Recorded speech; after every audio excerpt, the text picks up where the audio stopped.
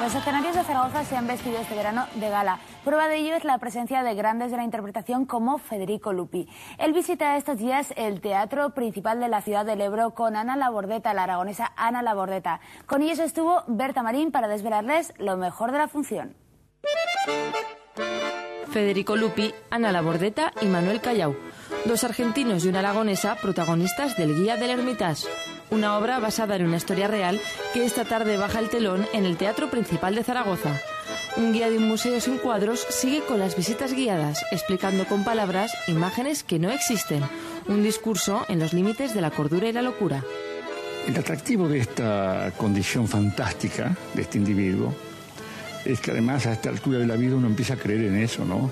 Empieza a creer que frente a la ausencia de un futuro esplendoroso y magnífico para la humanidad, habrá que empezar a pensar en recoger las viejas utopías, los viejos sueños.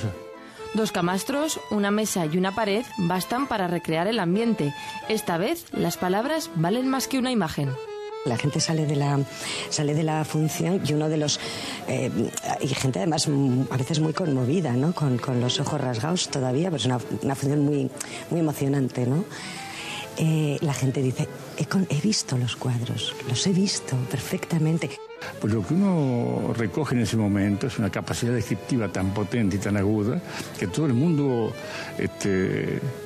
lo cree y son capaces de preguntarte detalles de eso, ¿no? Esta es la segunda vez que él hace teatro en Zaragoza, aunque conoce la ciudad.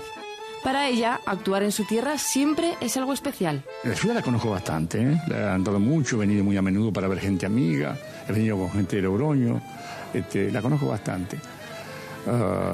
Me gustaría, si tengo tiempo, de ir a la Expo.